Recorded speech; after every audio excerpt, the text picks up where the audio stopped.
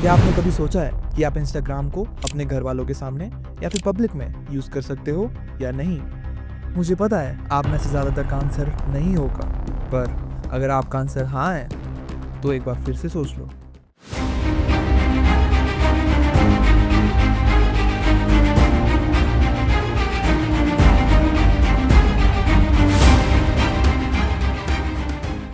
Instagram एक ऐसा platform जिसे 2010 में केविन सिस्ट्रोम ने बनाया था day to day photo sharing के लिए, जिसमें कि यूजर्स अपनी फोटोज या फिर अपनी लोकेशन जहां पर वो अभी गए हैं घूमने, वहां की photos as a memory upload किया करते थे। तो फिर टाइम के साथ साथ ऐसा भी क्या हुआ कि आज इंस्टाग्राम वल्गैरिटी और क्रिंज से पूरा भर चुका है। आजकल देखा जाए तो रील्स जैसे ही तुम स्क्रॉल करोगे तुम्हें कुछ ना कुछ गलत या फिर क्रिंज दिख ही जाएगा। पर इंस्टाग्राम स्टार्टिंग से ऐसा नहीं था। ये सब शुरू हुआ जब इंस्टाग्राम में रील्स का ऑप्शन इंट्रोड्यूस कराया गया 2020 में। जैसे कि हमें पता है कि टिकटॉक इंडिया में 2020 में बैन हुआ था और जो रील्स है वो भी 2020 में ही इंस्टाग्राम में इंट्रोड्यूस कराया गया था।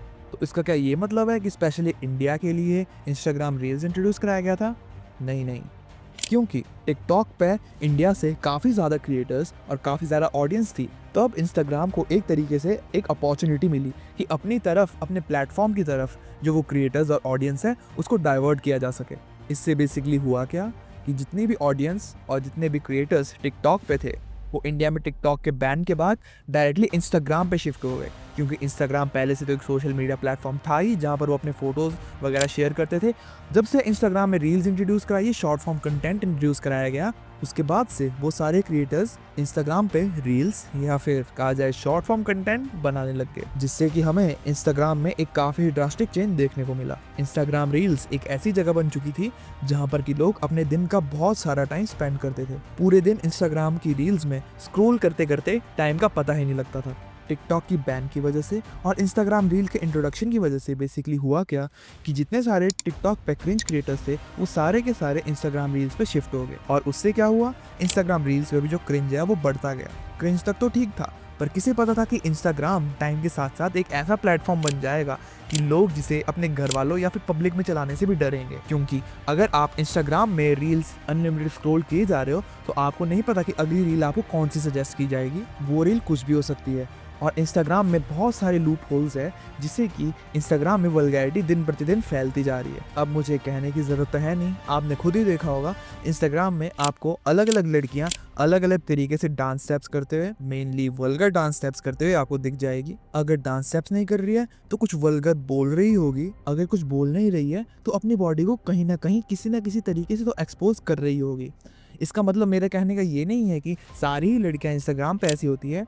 अब मुझे एक लड़की मिली, मैं आपको उसकी रील दिखाता हूँ। लोग बोलते हो कि लड़कियां जिस्म दिखा के फेमस होती हैं और फिर जाते हो और फॉलो कैसे करते हो। I bet you didn't know this. नमस्ते जी, कैसे हैं आप सब लोग। आई मीन उन लोगों से अच्छा तो तुम मुझे फॉलो कर लो, बिकॉज पहली चीज कि तुम्हें पाप नहीं लगेगा, बिकॉज मैं पूरे कपड़े में वीडियो बनाती हूँ। सेकेंड चीज कि तुम लोगों को सीखने को मिलेगा, या सीखने को नहीं भी मिला किसी दिन तो तुम्हें वीडियो एंटरटेनिंग मिलेगी। अब इस रील से देख के मुझे इतना तो समझ आ गया है कि लड़कियों को इतना पता है कि बाकी लड़कियां जो है वो क्रिंज या फिर वल्गर कंटेंट फैला रही है, क्योंकि लोगों को इतनी चीज़ तो पता चल चुकी है कि जहां पर मेहनत काम नहीं आएगी वहां पर वल्गैरिटी काम आएगी। अब आप खुद ही इंस्टाग्राम पे जाके देख लो कि कितने लोग वहाँ पर जो अपना मेहनत करके अपने रील्स बना रहे हैं, अपना कंटेंट बना रहे हैं, उनकी रील पे कैसे इंगेजमेंट है, और जो वल्गैरिटी फैला रहे हैं उनकी रील पे कैसे इंगेजमेंट है। बेसिकली आजकल ऐसी वल्गर लड़कियों वाली रील से हो क्या रहा है कि जो छोटी छोटी लड़कियां भी है वो भी उन लड़कियों से मोटिवेट होकर कुछ ऐसा ही कंटेंट बनाने की तरफ जा रही है।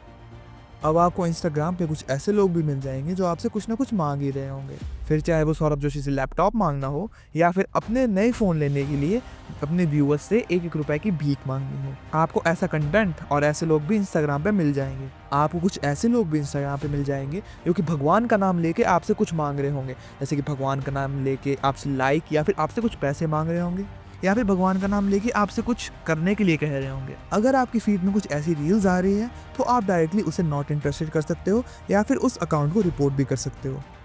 अब बात करते हैं कुछ सेंसिटिव चीज़ के बारे में जो कि इंस्टाग्राम पे फैल रही है। मुझे पता है आपको कुछ ना कुछ ऐसी रील्स कभी ना कभी तो सजेस्ट हुई होगी जो कि आपको टेलीग्राम का लिंक या फिर टेरा बॉक्स का लिंक देती हो। अब अगर आपको पता नहीं है कि उन रील्स का बेसिक मोटिव होता क्या है तो मैं आपको बताता हूँ कि वो रील्स करती क्या है कि ऐसी कोई लड़की जिसका MMS लीक हो चुका हो वो रील्स उन एमएमएस को प्रोवाइड करवाती है, जो कि बहुत ही गलत बात है। तो अगर आपकी फीड में ऐसी रील कोई शो हो रही है तो आपको करना क्या है, उस रील को जाके रिपोर्ट करना है, उस अकाउंट को रिपोर्ट करना है, जिससे कि इंस्टाग्राम उस अकाउंट को बैन कर सके। अब आप सोच रहे होंगे कि एक अकाउंट को रिपोर्ट करके क्या हो जाएगा, तो मैं आपको बता दूं कि एक एक अकाउंट करके हम लाखों करोड़ों अकाउंट बैन करवा सकते हैं।